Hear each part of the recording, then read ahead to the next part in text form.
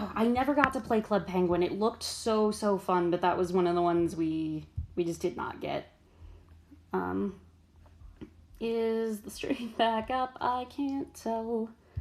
It doesn't really show me on my end. I have to open it on my. It is? Okay. Wait, is it down or is it up? Wait, no, it's got to be up, or you wouldn't be able to. Okay. Okay, well, it's not showing me on my end, so I'm gonna take your word for it. Yeah, Club Penguin's not one of the ones we were really allowed to play, or I don't know if my parents even knew it existed. I do know, back in the wee days of the internet, there were pop-up ads for everything, regardless of what it was, and they very often did not match at all the content you were actually looking for. So, you know, my brother came home from school one day with this cool thing that he'd learned about at recess that he wanted to share with the family. And a pop-up came up, so my mother was convinced that homestarrunner.com was a porn website. So we were not allowed on Homestar Runner, which we were allowed to watch the Strong Bad skits on YouTube. I don't know if she correlated the two things, I guess, but yeah, we weren't allowed to go on Homestar Runner, and I felt left out because everyone was on Homestar Runner when I was a kid, or about that age at least. It was somewhere in elementary school. I'm not good with ages and memories in general, actually, now that I think about it. But like recent memories I'm fine with, but I don't got good memory skills. Okay. I think I can bump you just enough here. Yeah, and then that's going to be under the leaf anyway, so that's fine. Okay. But yeah, Club Penguin looked really fun, but never played that. There were a couple that they advertised like on Foxbox that we didn't really play.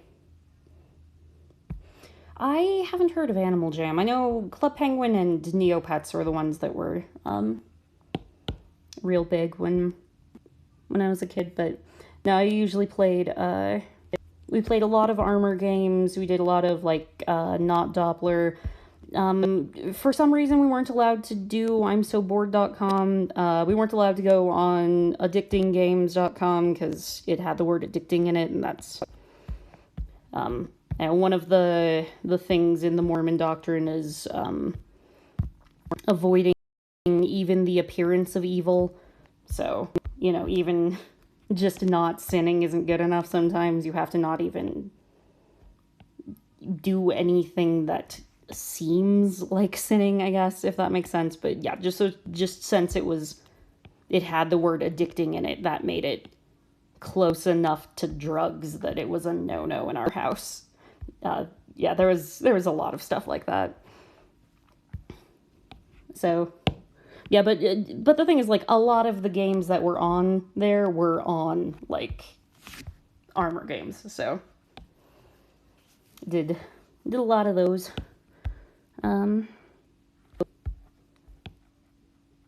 Yeah, but so I haven't played any Final Fantasy. I have played Kingdom Hearts though, because we were allowed to play Kingdom Hearts. Although we did have to fight for the right to play Kingdom Hearts 2 because it was rated E10. And we went online and found exactly where the one scene was that made it E10, which was the Pirates of the Caribbean scene, where he turns into a skeleton. Oh, spoiler alert, I guess, for Pirates of the Caribbean if you haven't seen it. But the part where he turns into a skeleton, he like takes the rum and like drinks it, but it goes like right through him because he's a skeleton. He's like, you better start believing in ghost stories because you're in one, you know that one? Yeah, that scene was an alcoholic reference and made the entire game rated E10. So we brought this evidence to my mother and said, hey, we really want to play this game. This is literally the only scene. We will censor it from our brothers, and she was cool with that. So we were able to play that, but our brothers couldn't watch the entire Pirates of the Caribbean world because of that one scene. So that was fun. Kingdom Hearts is I really enjoyed it growing up, but it was also one of the only ones of that type of game, I guess, that I've ever really played. I know there are a lot of like similar gameplay games that people are like, oh, Kingdom Hearts is crap because it just steals this from this and this from this, but like, I didn't know that as a kid. I just played the game and enjoyed it, you know? Oh, okay, I read it as Build-A-Beaver for some reason. I was like, what is Build-A-Beaver? Like, is that a ripoff of Build-A-Bear? No, it's Build-A-Bearville. Okay. Didn't play that one. Gosh, what's the closest I did? I think for a little bit I tried doing the Tamagotchi online, but it was kind of boring and terrible, and I just didn't enjoy it. But at the same time, though, I would spend hours and hours playing the free games that came in boxes of cereal, so I don't know. I guess I had just very specific taste. You know, there used to be a while there where every single product in the entire world had to have an online game because I don't know, I guess probably because it made a ton of money and everyone played them. But there are so many things that just like don't even make sense to have had an entire online like server, you know. Now Build-A-Bear seems like such a weird one.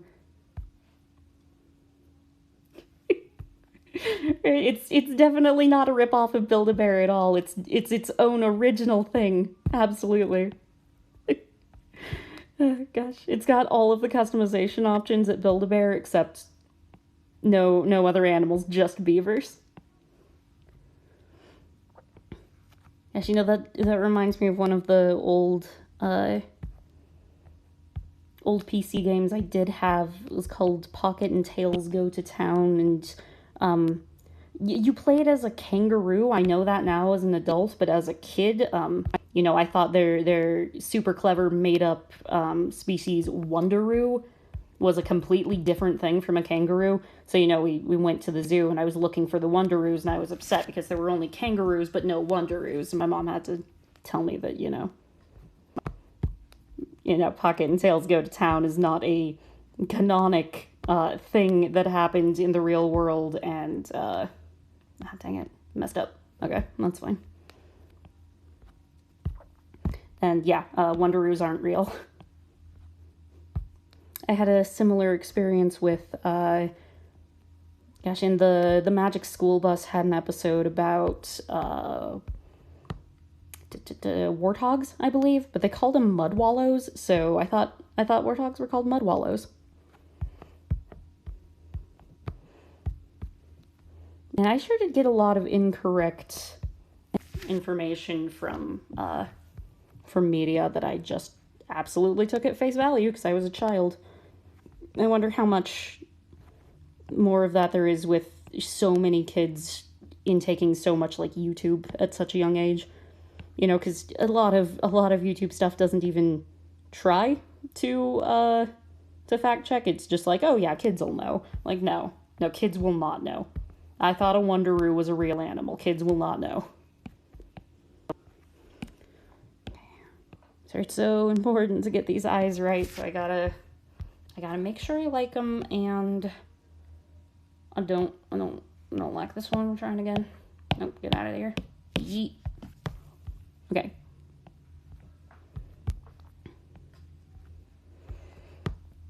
Actually, you know what other game I played just so much more of than I should have was the Captain Crunchling adventure game that came in a box of Captain Crunch with like its horrifying old 3D animation. The Crunchlings were so ugly to look at, but I certainly spent hours and hours on that game, even though I did not enjoy it aesthetically. Now that I think about it, it was like really tedious too. I think we ended up looking up a cheat code online to max out our Crunchling so we could win the skateboarding contest against the evil Crunchling. Man, those are some words I did not think would ever happen in my life. But yeah, I don't know, I remember it being tedious, but I also remember really having a lot of fun with it, so I guess it couldn't have been that bad.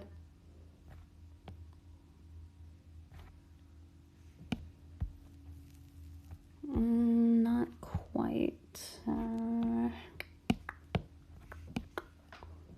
Let's try just booping you over like that a little bit. Yeah, there we go. Okay. You know what, just a little bit more like that, I think. Shoot. Just dropped my pencil, it's fine. No. Okay. I like that. I like how that looks.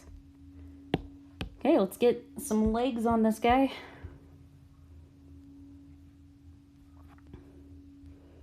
Yeah, so as a family, we would go through like hyperfixation phases on certain games. So like there was the month where all we did was raise Chow in Sonic Adventure, or the month where all we did was play like 2 specific mini games from Mario Party 5. It was Pushy Pushy Penguins and Fish Upon a Star.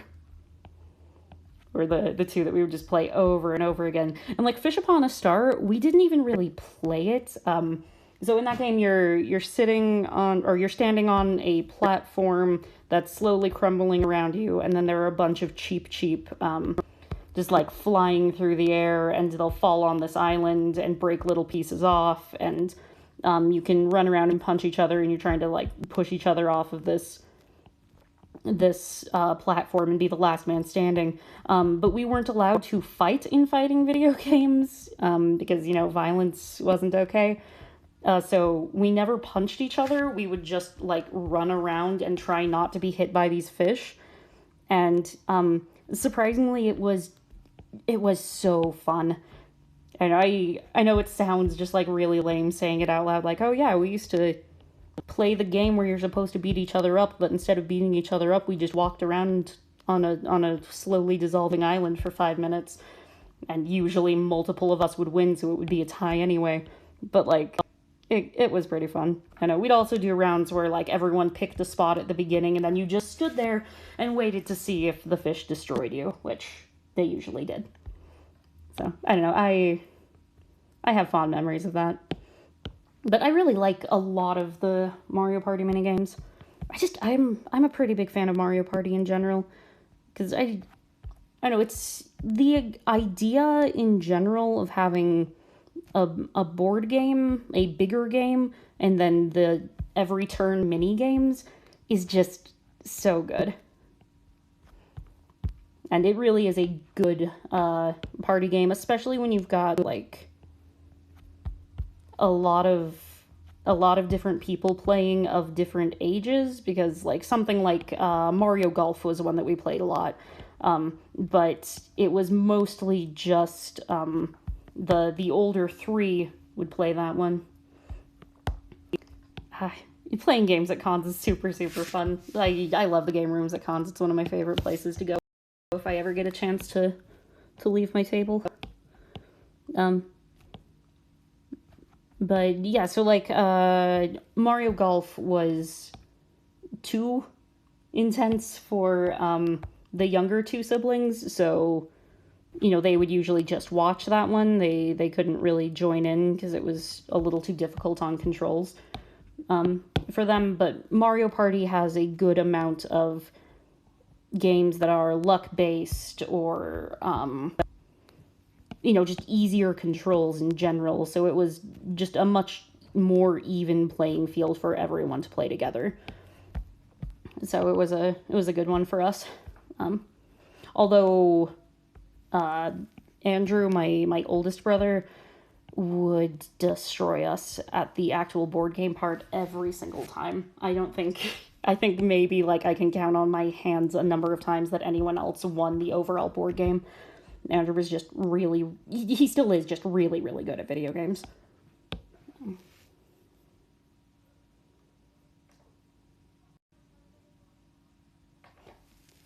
Oh, dude, that's super, super cool. Holy crap. Ah, gosh, I'm kind of jealous. That's awesome. That's just good stuff. I think the only con I've been able to really go to the game room at was Kitsune Con. And Brittany and I played just a ton of oh gosh, which version did we play? I think we played Kirby's Avalanche. It might have been the Yoshi version. I don't know. That particular game has like 5 different versions because there's the original. It's called like Puyo Tetris, I think. And then there's Dr. Mario, and then Kirby's Avalanche, and then Yoshi's something. I don't remember what Yoshi's one was called. Oh, there's an X here too. I didn't realize. Oops. And then Dr. Robotnik's Mean Bean Machine. Those are all the same game, but reskinned a little bit.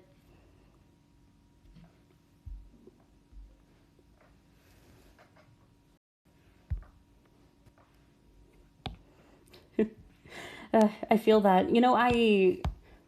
When the convention season starts out, I'm always like, man, like because I've been home over the winter and I'm just like starting to get used to being home. And when I start going to conventions, it's always like a little nerve-wracking, a little like like you have to get back into the swing of it. And I had just started being like, yeah, conventions, let's do this when they stopped, and now I'm back home again. I'm like, well, this is throwing off my entire groove here because I was just